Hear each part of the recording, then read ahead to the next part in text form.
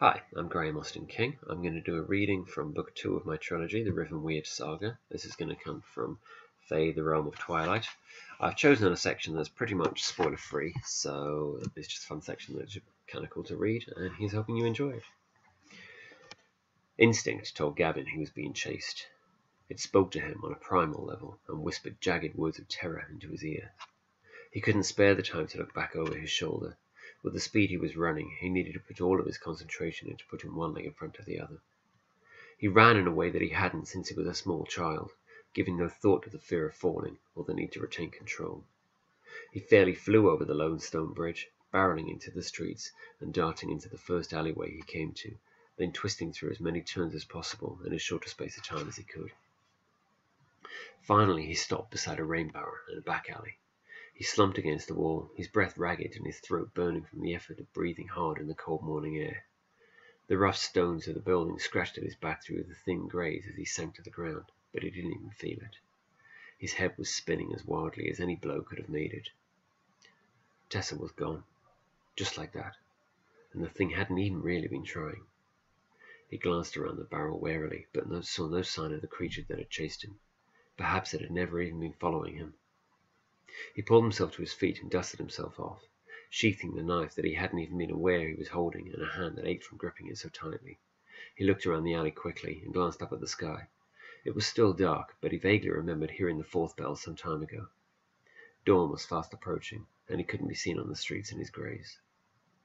Gavin went to the end of the alleyway and tried to get his bearings. His flight had been so frantic, he'd taken little note of where he was going. Twin ruts in the cobbles caught his eye, and his heart sank.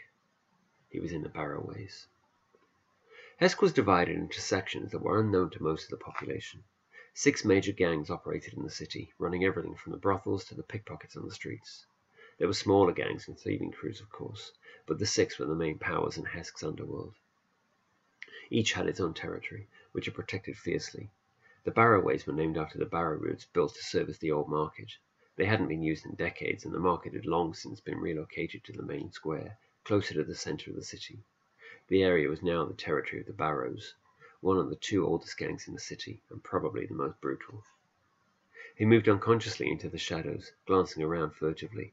To be caught in their territory would be bad enough, but to be caught wearing greys would probably get him killed. He needed to get out fast, or failing that, to get rid of these clothes as quickly as possible. He made his way through the winding streets, peering into back alleys crisscrossed with washing lines, but they were all bare. It was still too early and damp for anyone to have hung clothes out to dry, and none had been left out from the night before. He moved as fast as he could while staying quiet, clenching his teeth with the effort as he made his way through Old Market Street and past Blind Sisters, all the way to Fisher's Bells. Sweat soaked his clothes, both from the exertion of keeping watch and moving with the shadows, and also from honest fear. The night was quiet, and the persistent mist still worked to dampen any noise. The silence allowed him to relax, and he shifted from his low, creeping stance into a cautious walk. He'd almost convinced himself he was going to make it out.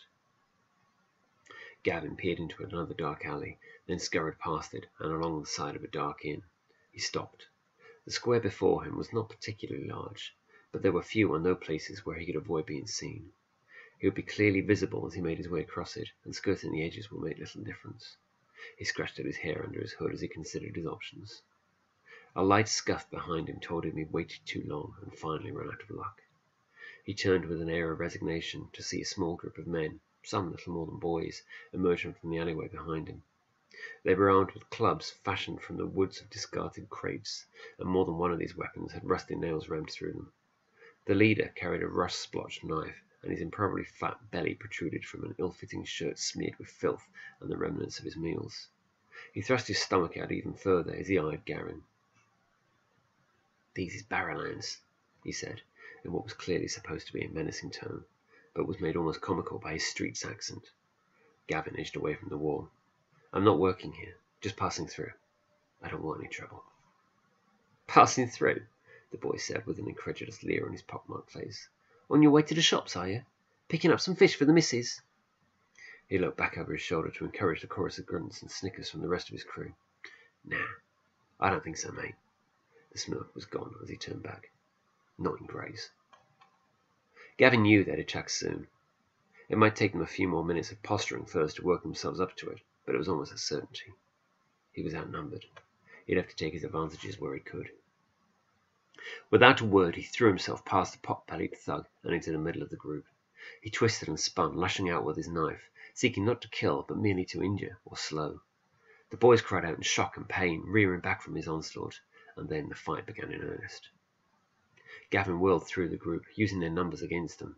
Whilst they had to shift around him in the narrow street to try and land a blow on him, he always had a target in front of him, and he slashed at anything that came within range. He dodged to the right to avoid a spiked plank, and threw himself into a roll, kicking out savagely at the side of a knee as he rose to his feet. The clubs were everywhere, but he was only catching glancing blows. His knife sliced deeply into a shoulder before he shifted again. The moment he stayed in one place for more than a heartbeat was the moment they would have him. He spun tightly, a turn with his blade extended, which somehow managed to catch a throat, and then the blood was everywhere. He ducked and rolled again, always headed for where the gang was bunched most tightly together, slashing wildly for the inside of a thigh, but there were fewer opponents now. 3 had already moved to the side of the street, clutching at wounds. The remaining gang members simply stepped backwards out of his reach when he attacked, hissing curses at him. Gavin rose to his feet and backed away, holding his knife low and trying to ignore the throbbing aches born of half a dozen blows. 3 of the thugs and the fat-bellied knife wielder still faced him. He knew they'd come in a rush, and running wouldn't help him. He doubted he could outrun anything in this state anyway. He stayed low in a fighting stance and waited for them to move, to leave an opening, to do anything. They came in a screaming mob of spiked clubs, sweat and murder. He shouldered his way past the first club, and the man fell screaming as he clutched at the wreckage of his eye. The clubs caught Gavin solidly in the side, smashing him into the alleyway and against the wall. He landed badly, and then they were on him, clubs rising and falling as they played a symphony of pain upon his muscles and bones. He felt something crack, followed by a new pressure as a rib pressed inwards, and he huddled into a ball. Then it stopped. He lay panting, fighting the urge to draw a deeper breath for fear of the pain his rib was causing. He felt the vibrations of the footsteps more than he heard them, and forced himself to look up at the fat man as he drew closer. His face was a mask of rage, and an angry wound created by a slash that Gavin barely remembered dealing painted a broad streak of blood across one side of his face. He grabbed Gavin, twisting and bunching the greys at his throat to provide purchase. A low moan of pain escaped Gavin's lips as Belly pulled him up, arching him over backwards and pressing the rusty blade to his lips. "That was my brother you slashed open," he hissed into Gavin's face, his breath fetid from the stench of old ale and food that was trapped between his teeth. Gavin barely heard the words. His eyes were focused behind the man, on the figure that dropped lightly from the rooftops and approached silently, its odd knife held ready as it viewed the scene through its amber eyes. The first one died without having the time to scream as the knife snaked past almost casually and parted his throat. He dropped to the ground, clutching at his throat as the bright blood flew. Belly turned at the sound, and his eyes widened in shock as he dropped Gavin and turned to face the creature. Gavin watched the fight unfold for the length of a slow breath, then pulled himself up from his hands and knees. He staggered along the alleyway, the screams chasing after him. The blood would move more slowly. He passed almost blindly through the streets, half bent with one hand pressed to his side. He moved like a drunk, crashing from wall to wall as his feet strained to find the ground fast enough to prevent him from falling. A fresh pain seared through his side with every breath, and he forced himself into a shallow pant. He needed to keep going. The screaming would have attracted attention, and he needed to be gone. He was 3 streets away before he realized he had fallen silent behind him. Fighting the impulse to look back over his shoulder, he gritted his teeth and managed a staggering run. He didn't really need to look anyway. He could almost feel the presence of the thing as it stalked him through the streets. So, there we go. That is, as I said, from the Realm of Twilight, and I hope you enjoy it.